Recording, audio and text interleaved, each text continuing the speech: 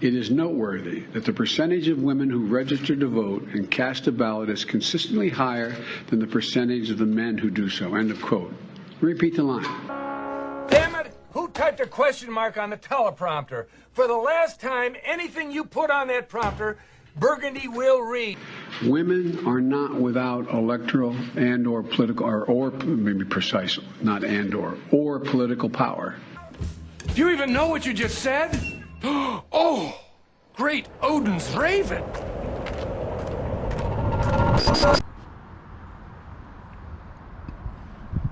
Hi there, everyone. This is Dan Dicks here, reporting for Press for Truth. And the clip that you just saw was of an old, senile, very confused man who's probably not capable of running his own bath, never mind running the United States. That was Joe Biden literally reading his teleprompter verbatim, word for word, as he out loud reads out his own instructions to repeat the line. This is absolutely hilarious. I'm quite pleased to share the hilarious clip with you this morning. And what's even funnier is that the White House staff actually tried to claim that no, that's not what he said. What he said was, let me say that line again, or something to that effect.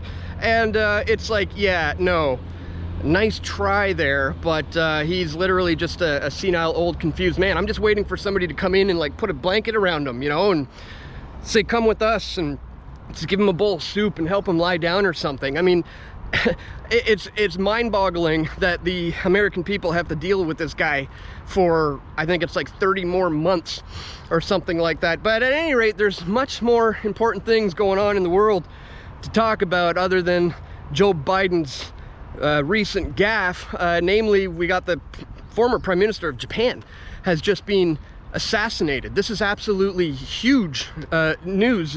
There's big implications about this, and especially huge news for the people in Japan. So we're going to talk a little bit about that. And as I'm sure you guys already know, right now the Georgia Guidestones are no longer a thing. That's right, they've been completely destroyed. So I'm going to give you a little bit of my views on that. We're also going to talk about the Rogers outage. Rogers is completely down. Millions and millions of Canadians all across the country are currently affected by this, and it's absolutely brutal. We're going to talk a little bit about that and why the monopoly that's happening here in Canada on telecommunications is a bad idea. There's also a new law, I think it's in Arizona, where you are now no longer able to film the police within 8 feet of them. And once they warn you once to get away, if you film them within 8 feet, you can get a misdemeanor. So that's pretty brutal. And we're also going to talk about this upcoming documentary film that is being released on HBO, to which I contributed a large portion of the footage for. And it deals with anarchists and the anarchy community.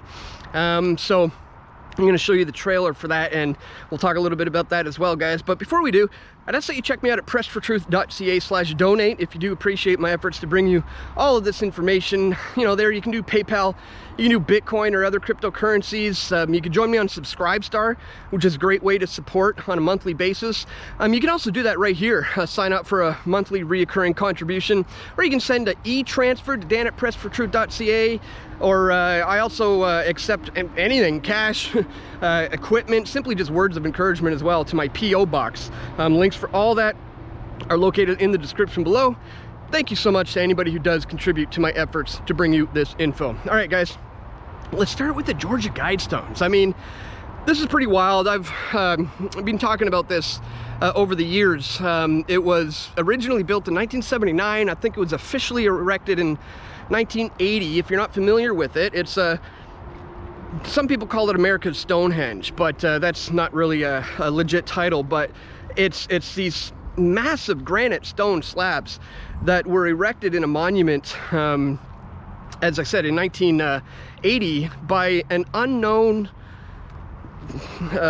person. There is a plaque there with the pseudonym R.C. Christian, admittedly a pseudonym, so its origins are completely mysterious. And there are a number of languages, and there are 10 I guess you could call them rules or commandments to live by. And some would say that this is like a post-apocalypse strategy or something, but I'm not buying that, because if you look at what some of the things it suggests, it's quite revealing. Like, you have the fact that they call for a global, you know, one world language. Sounds eerily familiar to the Tower of Babel, if you ask me. But most notably is the very first line on the tablet, which says that humanity should maintain a balance with nature and a population of no more than 500 million people. Obviously, we're talking about a population reduction of over 90% of the people of the world. So clearly, some people are taking issue with this and have had a great deal of issue with this over the years. Now, let me say, I don't condone what happened there. I'm not in favor of destroying monuments. You know, I took the same position when BLM and others were tearing down statues because of their racist history, and I just thought that was ridiculous and not the right way to go about things. And I feel the same about the Georgia Guidestones. Don't get me wrong, as much as I hate the message, as much as I hate it, I don't think it was the right thing to do to destroy that. I mean, we can learn from what they're trying to do. We can learn from this historical monument what some of the agendas and the plans are. And anyways, having said that, obviously I'm not all that surprised that it did happen. There is footage of somebody walking up to it, putting something down. Moments later, the thing blows up. Now, it's interesting that they decided to demolish the whole thing, and here's footage of that happening. So yeah, it's interesting. You know, it's been there for such a long time, and coming down now is a lot of people are celebrating. As I said, it's not exactly something I condone per se, but interesting nonetheless. Just wanted to bring that up just in case you hadn't seen that or heard about that. In other news, guys, Rogers is down all across Canada, and if you don't know, this is one of Canada's biggest telecommunication companies. There's a huge monopoly here in Canada when it comes to that. You got Rogers, you got Bell, you got TELUS, and I think they've, you know, worked together to push out, you know, any other forms of competition that may potentially arise. And this just goes to show you the dangers of these massive monopolies when things like Interact rely on Rogers. Can you believe that? Like, there's so many merchants right now who aren't able to do business other than to take cash. They probably don't even have the mental capacity to be able to work out the change anyways, but at any rate, they're forced to deal with this. And just, it's mind-boggling that Interact would rely on Rogers in the first place, but it does. Not only that, a whole bunch of people were not able to call 911 all day today. If there was an emergency, their phones were simply not going to work and they can't call 911. There's clearly some major problems with this. Hospitals were affected, banking, ATMs, and obviously everybody's internet connection and their phone not able to be used right now. And they were kind of mum about it. I mean, as far as I know, it happened at around 5 in the morning, and it wasn't until like, I don't know, 9 or 10 a.m. that they even acknowledged that there was anything going on. And as I'm making this video, it's still out Canada-wide for a lot of people.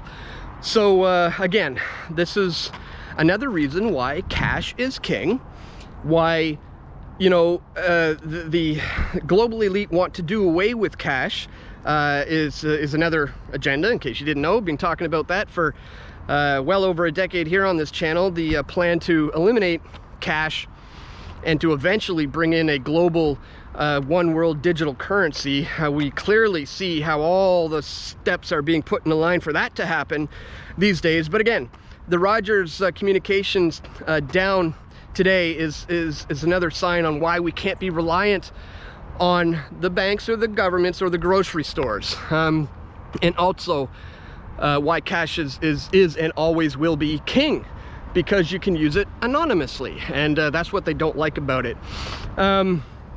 Anyways, guys, I wanted to tell you a little bit about this new law in Arizona as well. Just passed into law, where you now can no longer film a police officer within 8 feet. So, you know, if you see something, and it's interesting coming just after the, you know, the George Floyd incident and all sorts of similar incidents. Well, now you can be charged with the misdemeanor for filming that kind of activity, which is just insane. Now, having said that, if you are the person who is the subject of the police, you are allowed to film, but not if you're an outsider. Also, if you are in your vehicle, you are still allowed to film. And if you happen to be on your own private property, filming an interaction with a police officer, then you are still allowed to do it. But in the instances where you're out in public and you're within 8 feet of them, they can give you one warning, and after that you can be charged. This is a bad precedent that is being set. I just wanted to bring it to your attention, guys, because I really hope nothing like that ever comes to Canada. But you know, that's why I just wanted to bring it to your attention, these kind of things, when I do see them. So just pay attention to that one, guys. And also, as we said, huge news. Former Prime Minister of Japan, Shinzo Abe, or whatever his name is, I can't remember how to say that, but just assassinated by a former, you know, Navy guy who had a handmade gun. That's the thing. Gun control is so unbelievably strict in Japan. It's almost impossible to get a gun. And of the like over 120 million people or whatever they have, their you know, annual gun crimes or deaths are in the single digits. I mean, that's incredibly wild, you know? So like, you got 120 million of them, and every year there's maybe only like 7 or 8, you know, related gun incidences. So this is huge. Nothing like this has happened on the political stage in Japan since the assassination of, I think it was another politician in shortly after the Second World War. So nothing like this has happened in a long time. So obviously there's going to be some huge implications. I mean, first of all, he was very anti WEF and the Great Reset plan. You know, he was openly against all that kind of stuff, and you know, was loved. And even though he's not currently the Prime Minister, he's still active in politics there. WikiLeaks just came out with you know, a reminder that they posted an expose showing how the American government has been spying on him, specifically in terms of how they're going to deal with, you know, climate change and other issues that they've been discussing privately. They even spied on him at his own home. So now he's dead. So again, I think there's going to be major geopolitical implications on this. And, you know, my good friend James Corbett, who runs CorbettReport.com, has just put out a call for an open investigation. He's Canadian, but he's currently living in Japan, so he knows a great deal about this. But he's hosting right now an open investigation, hoping for viewers to contribute information, and then over the course of the weekend, he's going to compile a report. So I want to point people to that, and I would suggest if you come across any relevant information that you think should be in his report, go ahead and comment on the video report open investigation on his website, and if it's noteworthy, then he will include it in his report. But just wanted to bring that to your attention, guys, because as I said, this is unprecedented. Nothing like this has happened in a very long time there. So it's definitely something we're going to want to pay attention to moving forward. Right, finally, I wanted to talk a little bit about this new Kapoco documentary that is going to be coming out on HBO. I think it's a 6-part series, to which I contributed a large a portion of the footage, mostly of my friend John, who was murdered in cold blood there. So I don't know how they're going to paint the picture of the anarchist community down there in Acapulco surrounding the Kapoco conferences. That remains to be seen, but at any rate, I'm pretty curious to see how it's going to come out. The trailer was pretty riveting. If you haven't seen it, let me play it for you now. This is a trailer for an HBO documentary series that's coming out this weekend, again, to which I contributed a lot of the footage for. Check it out. Everyone thinks anarchy is do whatever you want. Anarchy just means self-ownership, the most peaceful ideology in the world. The state has oppressed me since birth. I was wanting more freedom and wanting to be controlled less. We wanted a pure anarchist life for our kids. Living in Mexico is a solution. What would you think about a conference in Mexico? People just like you and I, who question authority, who want to live differently in Acapulco. It will change your life. No, we don't want anarchist people here. It's going to be fucking epic. Acapulco. Biggest anarchist conference. Trip to Mexico. I'm really excited. The world is waking up. My best friends are anarchists. Fuck the government. Most of our people were buying into Bitcoin, coming in on private jets and yachts. Wu-Tang Clan is here. This beautiful paradise can be a beacon of freedom for people to migrate to. And then the murder happened. An anarchist has been shot to death. Tragic situation. There was some sketchy stuff happening behind the scenes. You need to stop, or there's going to be serious consequences. You listen, or you die. I heard bang, bang, bang. I'm scared out of my mind. There was a legitimate fear that there was a bomb at the conference. At which point we were like, what the fuck? Crypto crash. We were struggling. We were all pretty desperate. It's amazing how destructive human beings can be if they decide to not cooperate and play nice. There's a lot of bloodshed in the city, just all over the place. This is real anarchy here. This is not okay. Not okay at all. They are going to come after us. We have to be strong. Is there a limit to the sacrifice that you're willing to make? No. To fix the broken world? The blood is in the streets. What are you gonna do? Are we strong?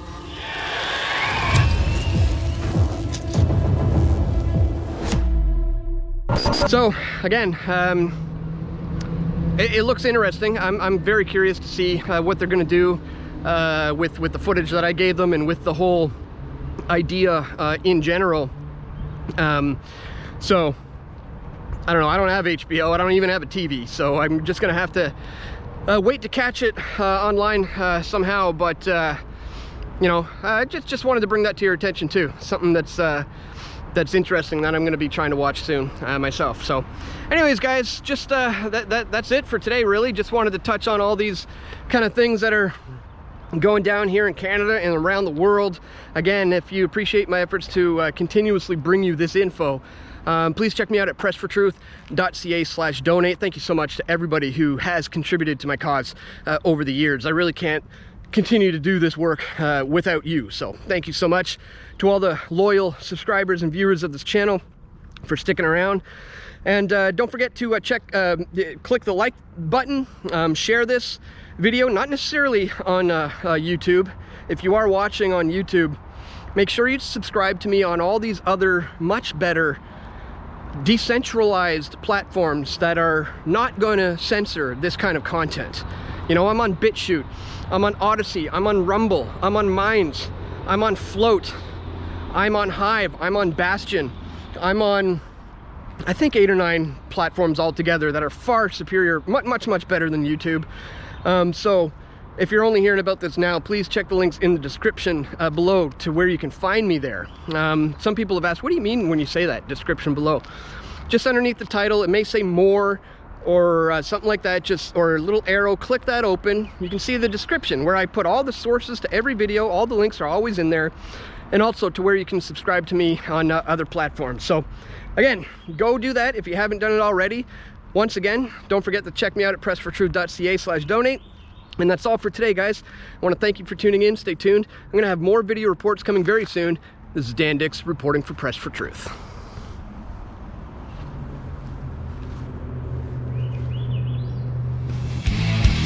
We all want truth.